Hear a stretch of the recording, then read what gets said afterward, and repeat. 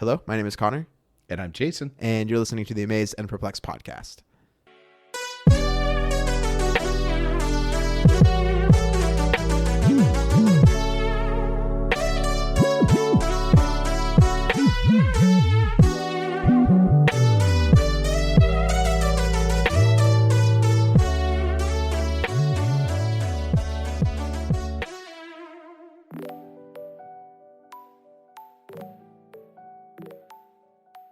How do you process when you find yourself in spaces that you thought God might have wanted one thing and now you're not sure?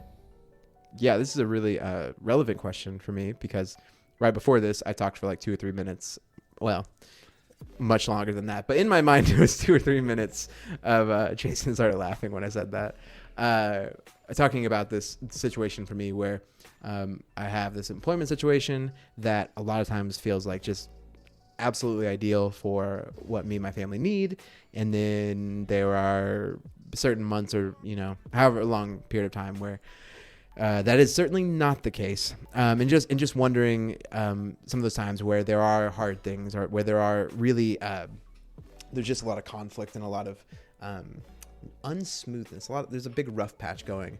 Wondering, okay, maybe a month ago, this felt like the ideal situation. Like this is where God wanted me. It allowed me to be the most present I could possibly be for my family and provide at the same time. But now it's taking attention away, and now it's pulling my thoughts and my ability to be there for my family in a not as full capacity as I'd want. And so we're literally just talking about this, and I think we ended up with I don't know, and I don't want to talk about it because I just kept talking in circles. But I do think for me, a big part of processing, not knowing if this place I thought I was supposed to be or need to be or wanted to be is actually where God wants me is just that, is that spinning of the wheel, is just that working it out, figuring it out. And for me, God tends to work, when I talk to God best, it's when I'm in that kind of that round circular praying or circular conversation where I just feel like I keep hitting the same wall. And then for some reason I'm on a walk and I see a specific thing, or somebody says something to me and there's a key to the door that I was hitting my head up against. And so that's usually what it looks like. And that's not fun. I would really love a different way besides just continually ramming my head up against this locked door or locked wall. But that's how it tends to play out for me, I think. That's good. I can certainly relate to that. What jumped out at me initially when we're talking about this question is, what is normal? And that word, there's no definitive definition of it. But what I've noticed is these type of experiences that you're describing, if it's normalized, I feel so much better about it. For example, if you walked into a room and all the light bulbs there was just this crazy amount of light bulbs in the room, and all of a sudden they're just blinking erratically, and it's weird and it's a little bit disorienting. You'd be like, oh, my whole world's gone crazy, But then if you realize, oh, it's Christmas and this is what people do at Christmas, then all of a sudden you feel great about it, And I think that's we minimize how much our expectation of what normal is going to be affects us. Yeah. And so that's the big thing that plays out to me. When stuff starts going wrong, I will either say, especially when you talk about work or a sense of calling on your life or whatever, wait a minute, I thought God wanted this. I like that term. I'm in this rough patch.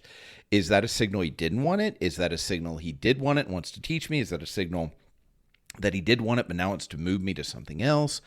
And I think there's 1,000 directions we could go in how do you process it, but I do think a big piece for me is recognizing, wait a minute, this is not abnormal. This is living. That there are spaces in my life where I relax and I really rest and I'm like, yeah, I'm living my best life. But the tension piece, I experience it worse than it has to be. It's bad, but I experience it worse than it has to be by saying, well, if this is happening, that must mean something wrong with me, or is God really paying attention? Did I miss a signal? This kind of thing. Instead of saying, oh, I live in a fallen world. There is something that certainly if I tell it to you while you're talking about your problems, you do not want to hear it. And I don't want you to hear it when I'm talking about my problems. But when I really internalize, this is the nature of being in a fallen world.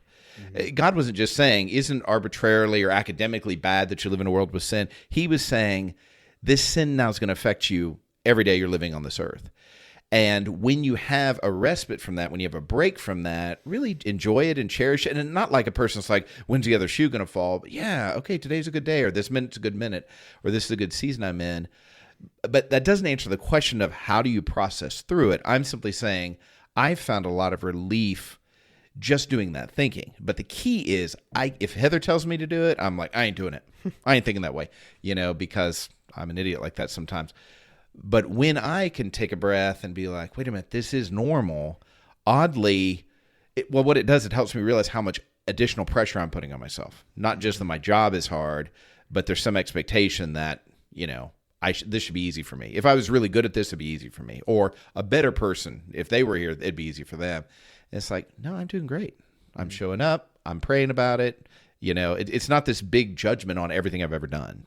Last week we talked about the shepherd's experience around Jesus' birth, and today we're talking about the wise men or the Magi's experience. And we're in Matthew 2, and it actually takes the whole entire chapter. If you'd want to stop right now, put a pause and read the chapter, you'll get the fullness of it. We're going to read a sections of it to give us basic context. Beginning in verse 1 of Matthew 2, after Jesus was born in Bethlehem in Judea during the time of King Herod, Magi from the east came to Jerusalem and asked, where is the one who has been born King of the Jews? We saw his star when it rose and have come to worship him. When King Herod heard this, he was disturbed, and all Jerusalem with him. When he had called together all the people's chief priests and teachers of the law, he asked them where the Messiah was to be born. In Bethlehem in Judea, they replied, for this is what the prophet has written. I'm going to skip down to verse 9. After they had heard the king, because Herod tells them, he's like, hey, once you get done worshiping, come back and tell me.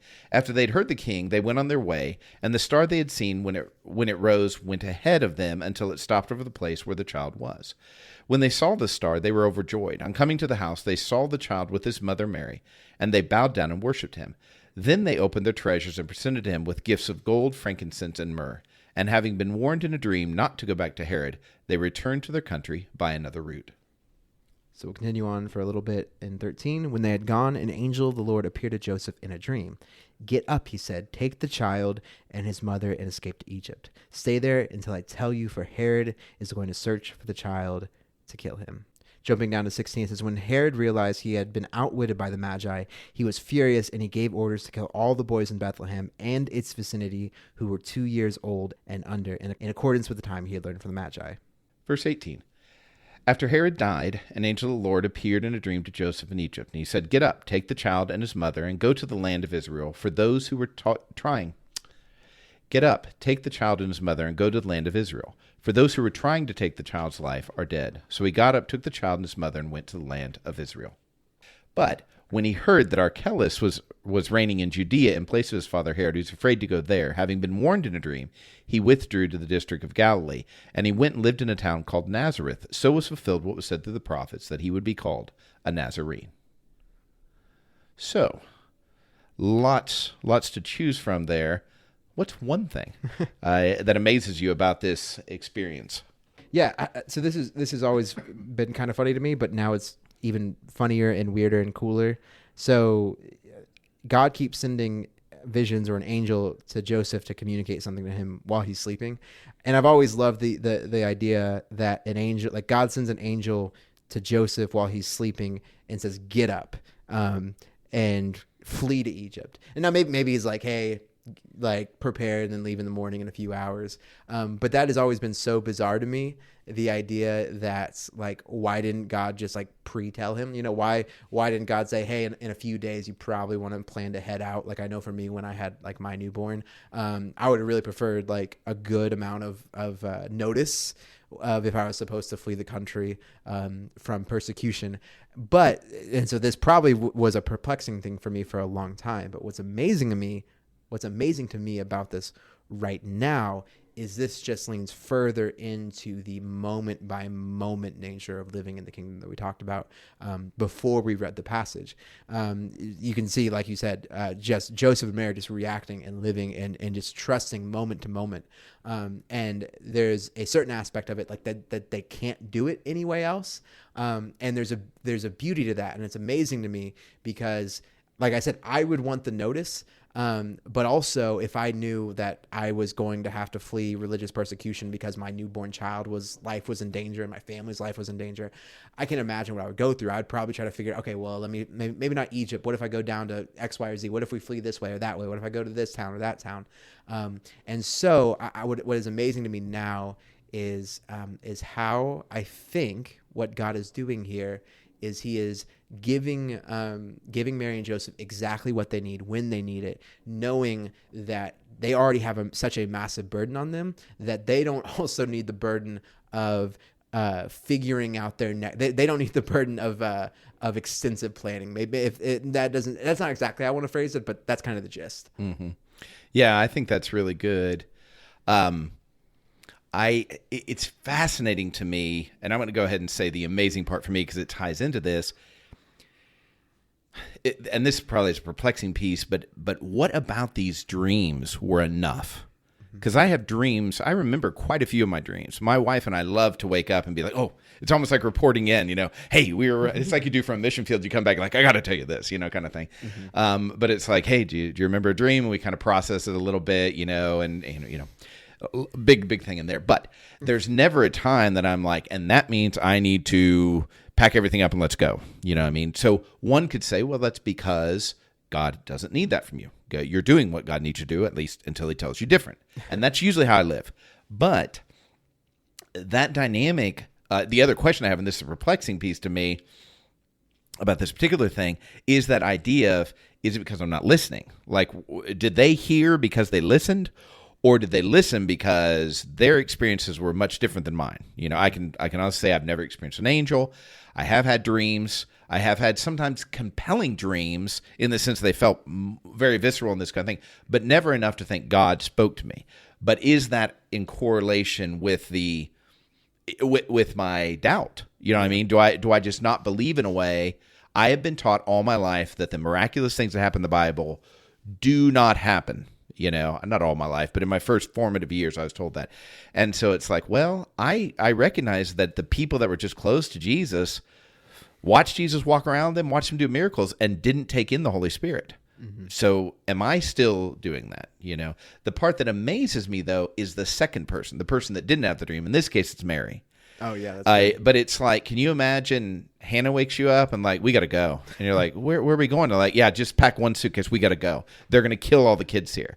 There was not a track record in this area of a lot of kids being killed. This really stands out, Now, Herod was crazy and he was off his rocker. It's just there was never a specific benefit to killing all these babies, Matter of fact, that's Jewish history where the babies were killed back in Israel, or rather in Egypt when the Israelites were there. And so I would think that would be very frowned upon. Like, Herod, you're acting like an Egyptian, ruler here. Mm-hmm. So politically, I can't imagine this was beneficial to him, So, it's a really big deal that happened. So I just can't imagine Mary taking that news. He's going to kill what? Yeah, that was good. How would you know that? Well, I heard it in a dream. Honestly, it'd be like, I think you need to go back to sleep. I think you're not well. Yeah. So that's amazing to me, that kind of faith. And of course, it's set up by the fact she had an angel visitor. So once you have that experience, you're more open to other people. But still, that's challenging. Even still, I think about, and you said something really fascinating about this is what Herod does here as the ruler of the Jews, is directly spitting in the face of what happened in Egypt. And I love the symmetry of God that his people had to flee from Egypt. Part of that story is this really horrific reality of the young boys being killed. And then the new story is that Egypt becomes a safe haven from a semi-religious overlord who is now afraid of losing his power because the true God has come to rule and reign. And so I just think it's a good reminder for me personally that oftentimes I think because something happened and I think God did it in a specific way, that side is always going to be on the good side and this side is always going to be on the bad side. And this is a good reminder for me that the place of persecution for the people of God now becomes the safe haven for God himself.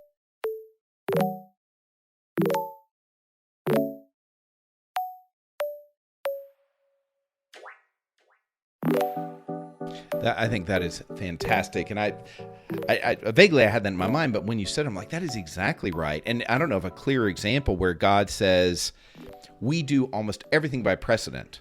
Why do I go to this store? Because I had a good experience last time, or 100 times, And so that dynamic of not judging by precedent, we're aware of it, and maybe there's some wisdom there, but say I trust God first and precedent second, that is a very challenging thing to do because we almost always move in pattern. What went well before? What did we do before? And so this idea of, hey, this is how it worked before, we always leave Egypt, and now that even just magnifies Joseph's faith, because it's one thing to say, hey, we're going to go down and we're going to stay in this,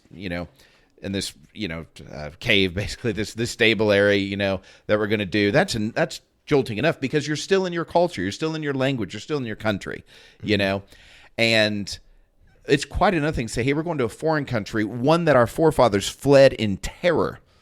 It required 10 massive plagues. I mean, seriously, culture ending plagues, and then the destruction of the whole army for them to get out of there. And we're going to willingly go in there, and it's just like, based on your premonition that he's going to kill our baby. I'm like, come on, we're nobodies. Sure. This is like the biggest deal. It'd be like for like an American, thinking about like, oh no, the British are trying to like levy a tax on, coffee or tea or whatever.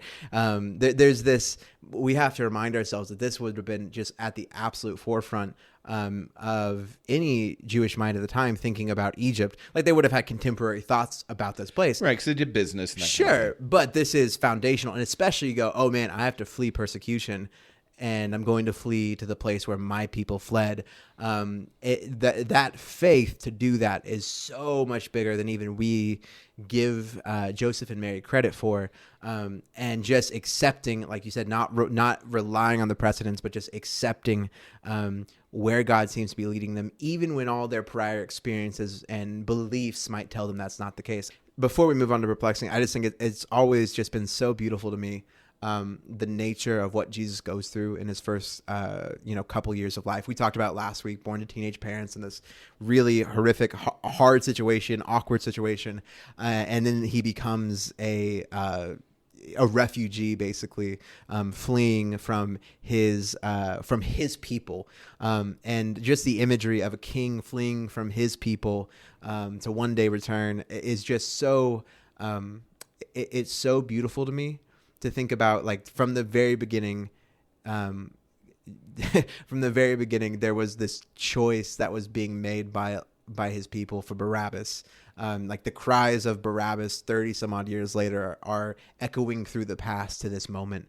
And yet God still keeps choosing, and God still keeps drawing back to us. So that's just really beautiful to me. So what perplexes you? In verse 21, so he's had these dreams. Joseph has these dreams. He says, so Joseph got up, took the child and his mother, and went to the land of Israel.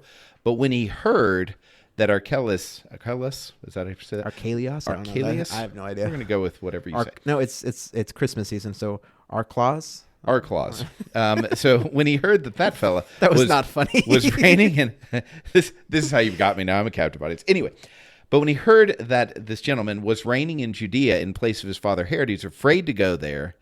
Having been warned in a dream, he withdrew to the district of Galilee.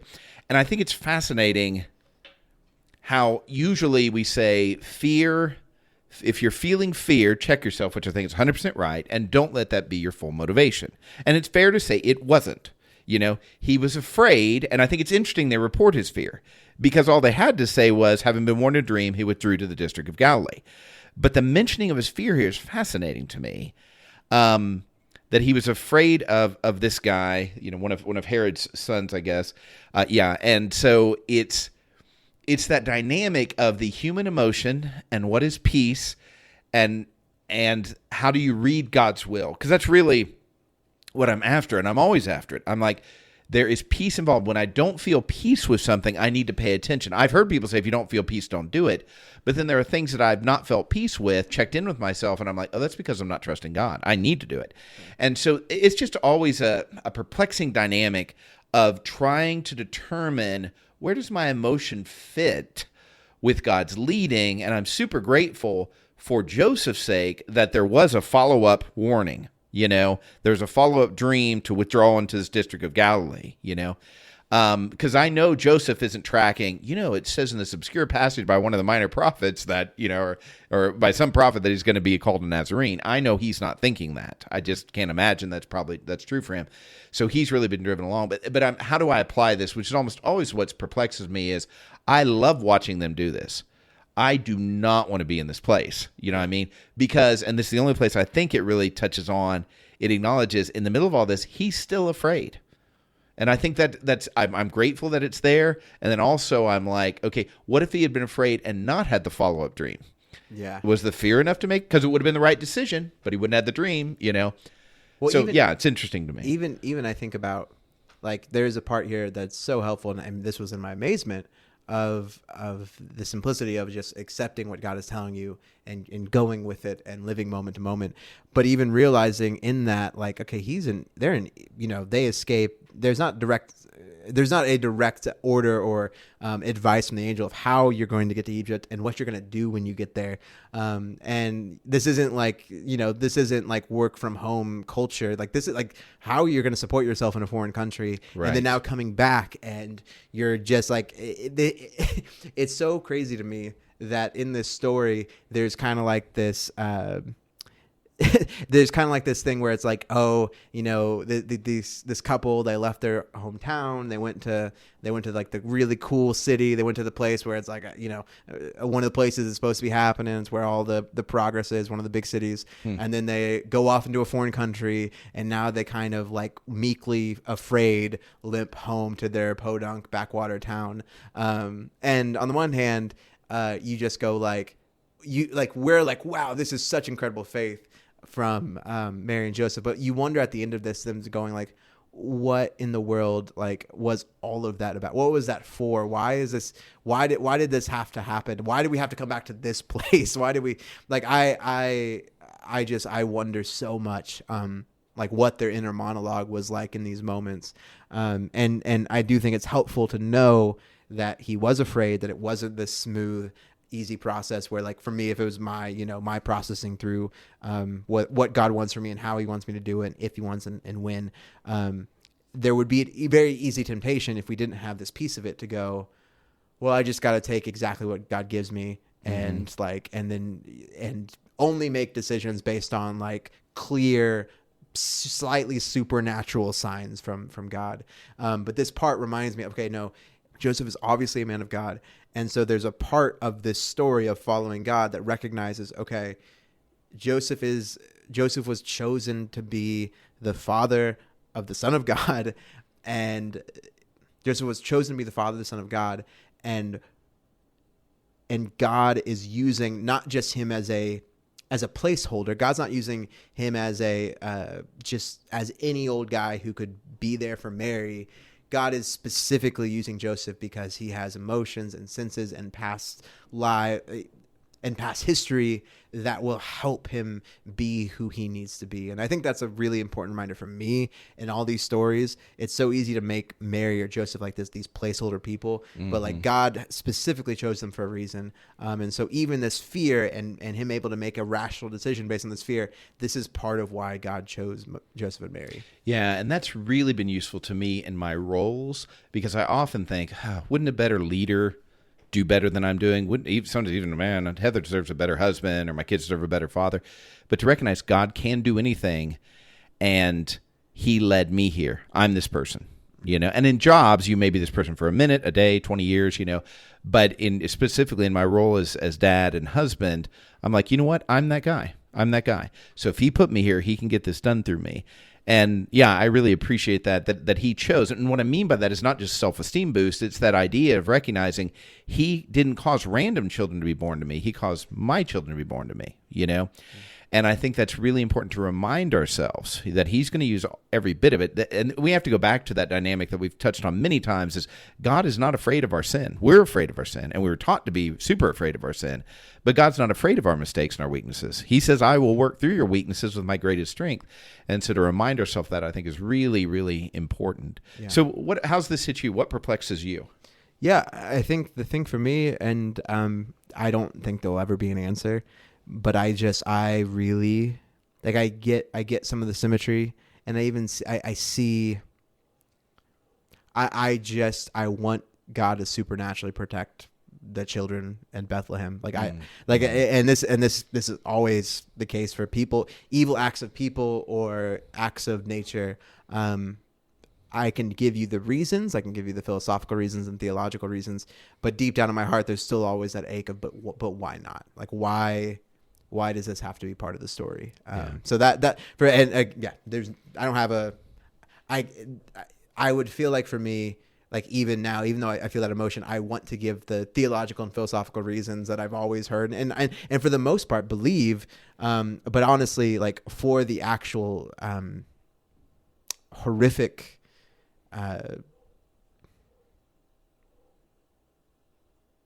trauma that took place here, I for me, just I just need to go, man, I hate that, and I know God hates it, but I want this to be different. Yeah, I'm really glad you said that. I think I honestly look beyond it because it is completely unsolvable. I share exactly what you just said. Because if I have power, and I witness something that is evil and I don't stop it, I feel like I've made a really bad mistake, you know? Now, we understand if God stopped all the evil, then there'd be no more free will, you know, or at least functionally there wouldn't be free will. But still, you know, it's like, well, I understand you're not stopping when people are in war and they get killed. At least they had some, you know, buy-in. They had the free will. Yeah. But yeah, with babies, you get to that undeniable, irredeemable place. The other thing is, too, you know, we tend to separate Old Testament God from New Testament God. He's the same God. He did work differently, working with a different people, different culture. But this is a signal that God allowed really horrible things to happen in all eras, including this era, that there are things that happen. And for us to say, well, that's God's will, I remember many atrocities and people saying, well, that's judgment on the country for this. Well, this was not judgment on the country. You know, this clearly is one evil man, you know, and I don't know, maybe if I lived in that time, I would be like, see, this was telling you about Herod. We should have gotten rid of him, but then they would have had to fight all Rome. You know what I mean? This kind of thing. And then Jesus comes along and doesn't fight Rome. Like, that would be that would make sense. Can you imagine? Jesus comes in, he's an adult, and he's like, I'm here because you killed the babies.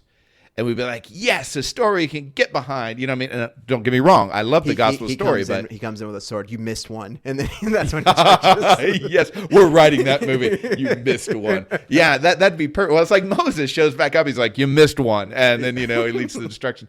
So that's the story my heart longs for. Yeah. You know, and today my heart longs for it. Not just for theirs, but all of the atrocity. So how do we as a Christian live with the awareness God could do anything? Mm-hmm. And yes, there's a whole dynamic, and eternity far surpasses anything we'd experience here. And all those babies went, in my understanding of choice and everything, it went straight to God, you know. At the same time, every single parent dreamed of having their kid. And now they don't. And they live with that pain the rest of their lives. And I'm like, man, couldn't you have, you know, like way back in Egypt, couldn't you allow there to be some women, some, you know, not handmaidens, but how you guys delivered your child? Midwife? Yeah, midwife. There it is. How can we have some midwives intervening here and people? I'd love to find out that, and we smuggled 80% of those kids out of town. Mm-hmm. You know, only the really bad 2-year-olds. I don't know, but I want redemption for that story. Yeah, and we're gonna wrap up here in a second. The redemption is ongoing, and the redemption of all of, like, I believe there is redemption in all of this.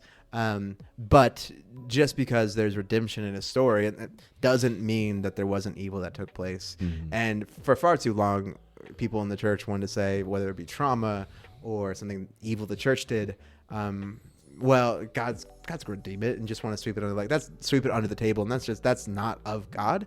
And so I think the most honoring thing that you can do in one of these situations is to just wrestle with God and go, okay, yes, I believe in redemption, and I believe you hate this, and I really hate this too, and I don't know how to. I'm living in the tension because it's not fair for me to just try and overlook all these things. It's not fair to these, in this case, these children. And so, yeah, Merry Christmas. Merry Christmas. We hope you're having a fantastic day. We didn't even say it at the beginning.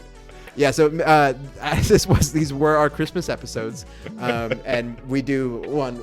I hope that our love for just the story of all parts of Jesus, and just the miraculous nature of every aspect of it came through, even in the really hard parts.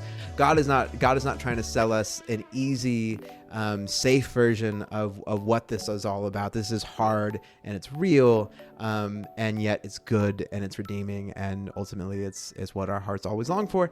And so, thank you for listening. I think this will probably be the last episode of 2022, which this actually I think is episode 100 if I believe correctly. Really?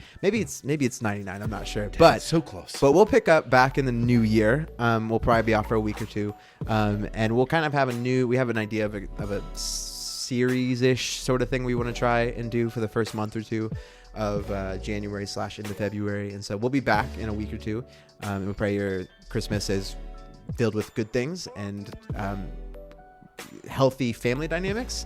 And if there aren't healthy family dynamics, that there are other sources of peace and there are other sources of joy as you remember the birth of our Savior, and grace, peace, and love to all of you.